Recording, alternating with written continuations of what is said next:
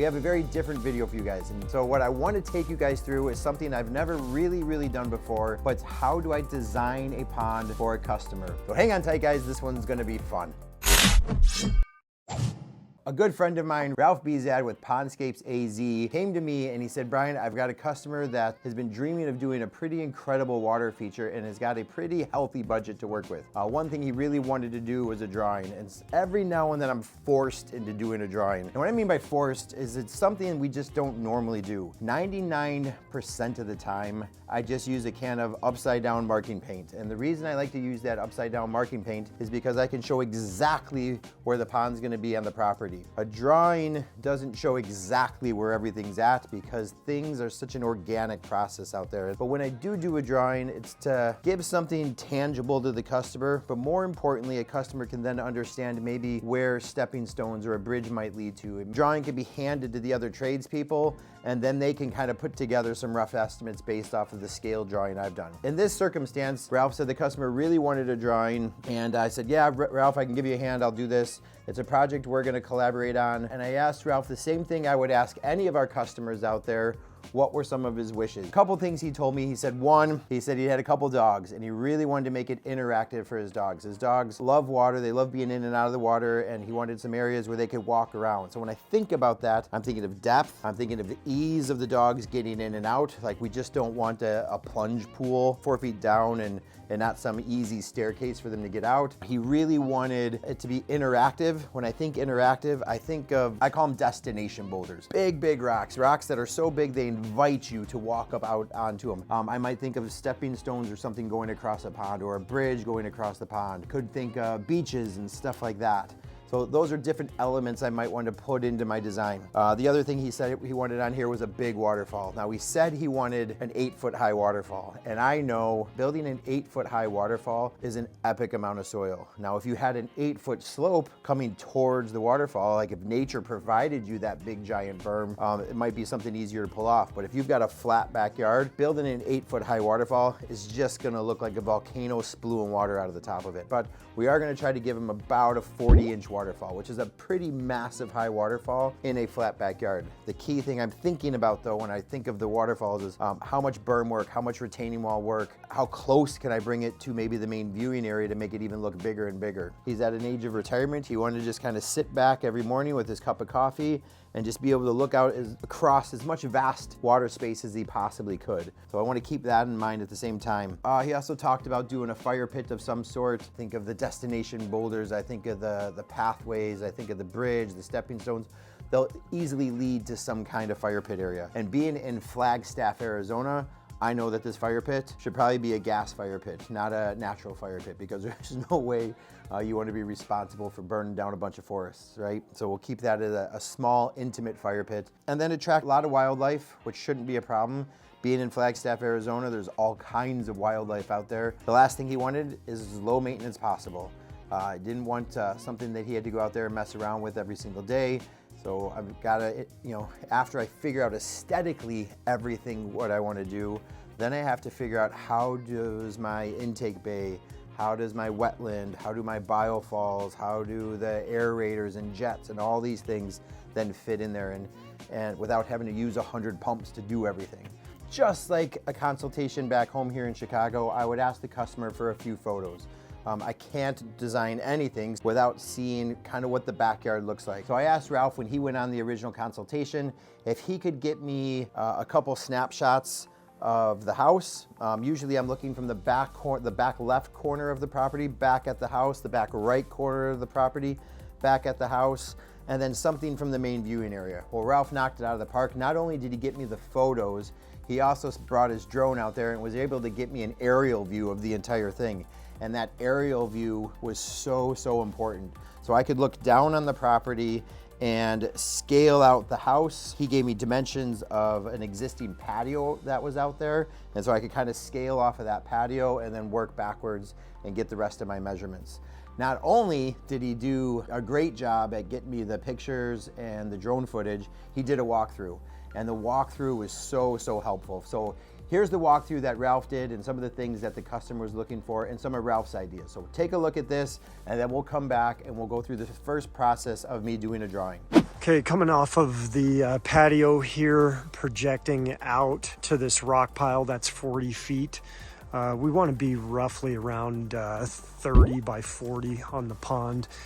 From the back of the rock pile to our mark over here is like another 40 feet. That would be the extreme back of the berm. We want to have like 12 feet between this tree line and the back of the berm for driving. So there could be boulder retention back here. He's got some of these rocks.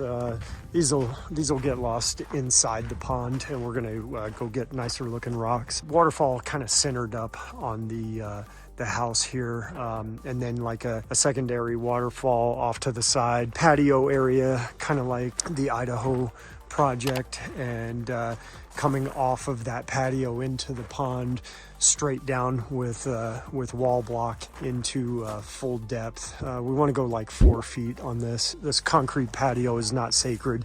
We can cut that on the sides, shorten it up. There's going to be another decking put on top of that. Those stairs are going to come outwards, projecting out towards us, and those railings are all going to come down. Intake area is probably in this vicinity. Electrical coming from the barn over here.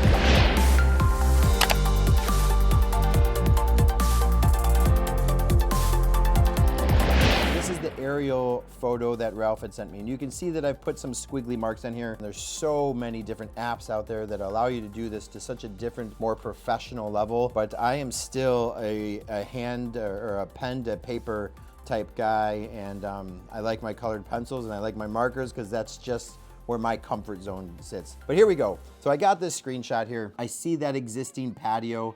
That patio measured a little bit more than 20 some feet from left to right. And some things were gonna change with the deck stairs, and they were gonna push out a little bit. But one of the main things the customer wanted was a deck that was gonna come out over that patio and kind of cantilever out into the pond. So I came in with my pen. I just kind of clicked here on the blue and just kind of drew the outline of my pond. And so I just kind of came in here, drew some rough shapes, kind of came like that. I knew I wanted that big waterfall kind of facing towards the deck, you know, like in this area here. And so here's that waterfall that's gonna face this way. I looked at some different types of things I could do with bridges. This area right in here. So I looked at kind of doing this longer bridge in there. I wanted to do this space like kind of in this area here. I was thinking of doing our wetland, plus do something that we did not too long ago in a project down in central Illinois, Bloomington, Illinois, where we did the wetland 12 inches below the water level.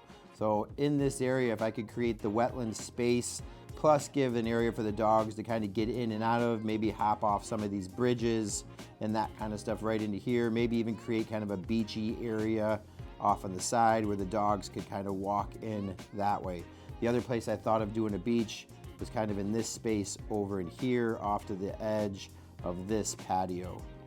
So a couple of different things were going in my mind when I was thinking of all that stuff. The biggest thing I was concerned about was really this waterfall area right in here. One of the things the customer really wanted was a lot of open water. And this is about 30 feet from here to here and almost 65 feet from here to here. So I thought it was plenty of water. I wanted to leave an option to maybe make this whole pond a little bit bigger. Maybe if I got rid of this peninsula here, this could just kind of come like this a little bit more. Now, personally, I like the shape, but I knew the customer might want to make this a little bit bigger in through that area.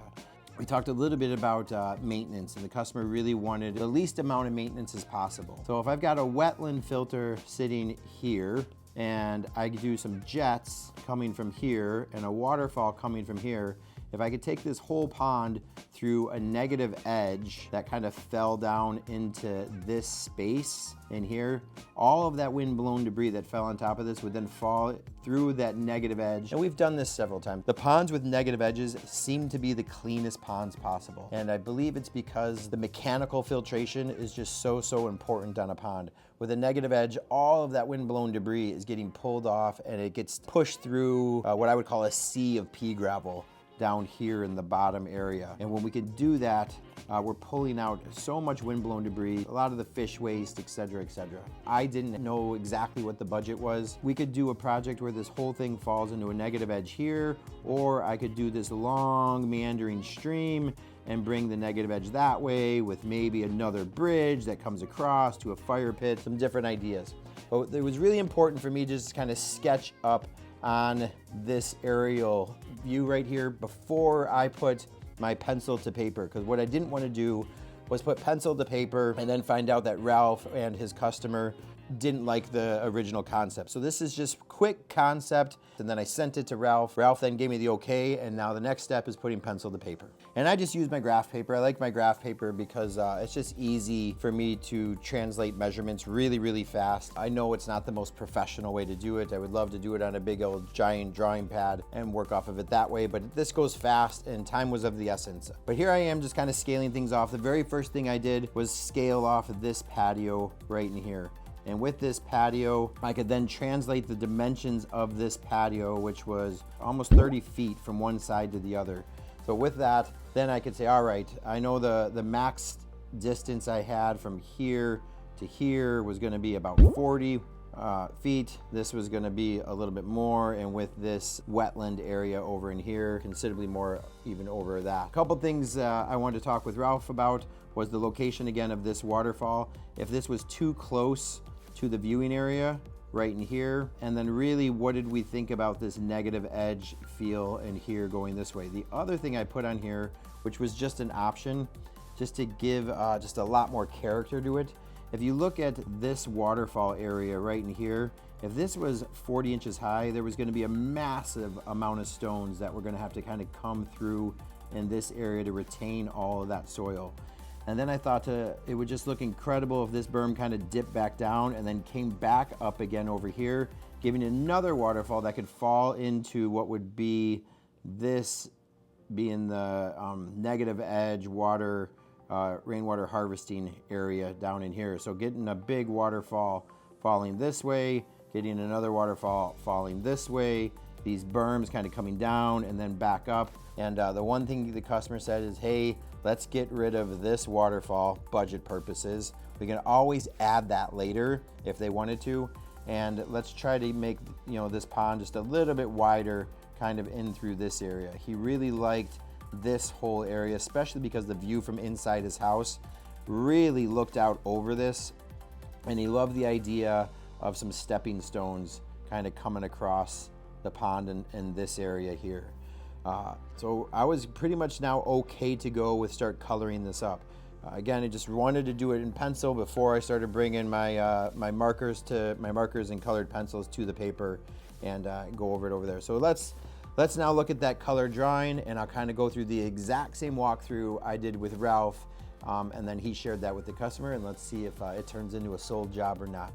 All right, so here's the final sketch I came up with. So let me show you how I explained everything to Ralph. And tell me how you would do it different, or does this work for you guys? So one of the things that we got rid of was that fire pit with the bridge leading to a pathway to a fire pit someplace down in there. And so what we did decide to do was custom order a fire boulder, and we're gonna implement that right into the deck, and that's this area right in here. So I love that. I love the idea of this deck. You know, it's pushing 30 some feet from side to side. I put the boulder kind of off-centered on purpose because I wanted to leave enough room for maybe there to be like a little chair that sat here and another chair that sat here, and not obstruct the main view, which is right in here out across the pond. So I really like the idea of this boulder kind of cut into the deck, being able to just flip a switch through propane and or natural gas. They come out there like that on some of those chilly mornings, some of those chilly evenings, and just sit by the edge of the pond and being able to look across and still see waterfalls and that vast open space. One of the main changes we did on everything. The other thing I did is I put multiple beaches on this thing. I really knew, as I got to know the customer through Ralph, the dogs were really a bigger thing than I originally anticipated. So I put multiple beaches on it, and the wildlife thing was a big thing. And I know if I can create some different beach type areas, it would encourage wildlife to more comfortably come up to the viewing areas of the pond. And so I've got 3 to 4 different beach areas on here. I've got one right in here, right off the side of the deck. I thought it'd be great to just kind of let the dogs out into the backyard. They could come over here, come right into this area, maybe go for a swim, kind of come back out, and then easily get in and out over here. Again, this is gonna be our wetland area over in here, and it's 12 inches underwater. So the dogs are gonna be able to come in kind of through this beach area here, which opens up the sight lane more from inside the house at the same time. Allows those dogs to kind of come in, swim around, come back, run around kind of throughout the yard, and et cetera, et cetera. Third beach I put in was all the way on the back side of the pond. Now this is gonna be a little harder for the dogs to get to, but this is a fantastic area for wildlife to kind of come in. So as wildlife moves through the forest and through the woods, they can kind of come back into this area, maybe grab a drink from the pond, and not be so intimidated to come up as close to the pond as they would be if this was the area and this was the area over here.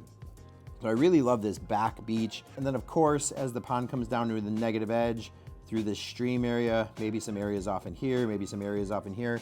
And those are good because it just breaks up the monotony of the boulder, boulder, boulder look in a stream. If you look at a lot of streams in nature, they're never a ring of boulders.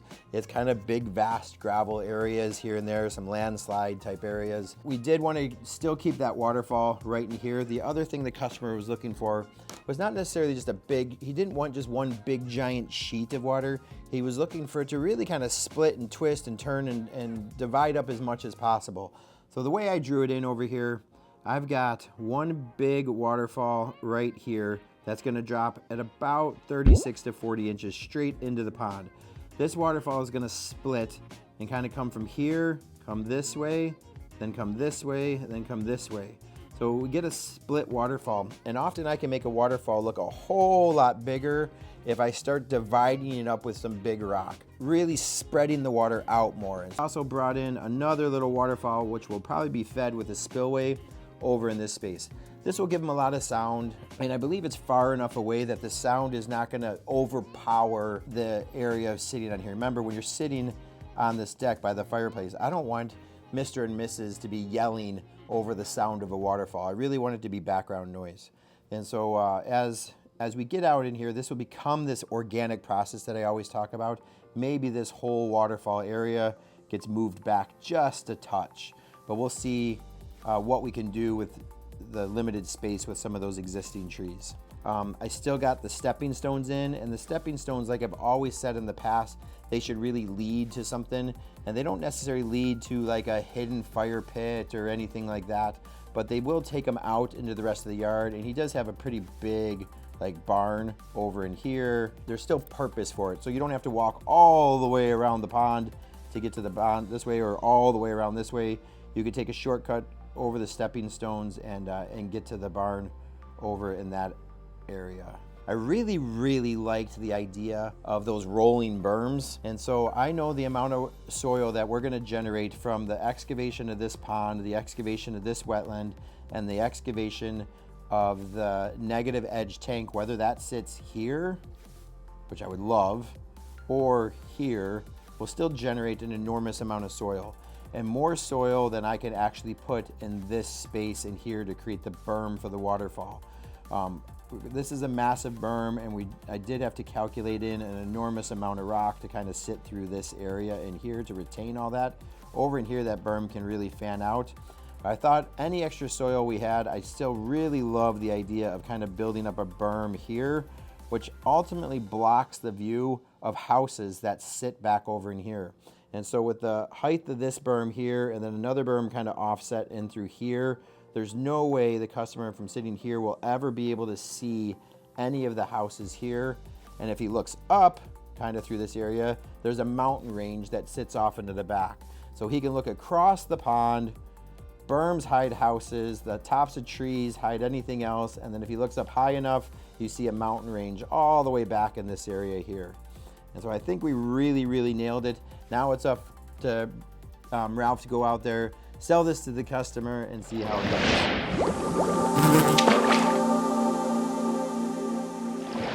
Hey, so hopefully you guys enjoyed that video, kind of showing you what's going on in between these two ears, which there's not much, but there's a little. It was fun for me to do this. I can't wait to do the project. Again, we're not gonna do this project until May.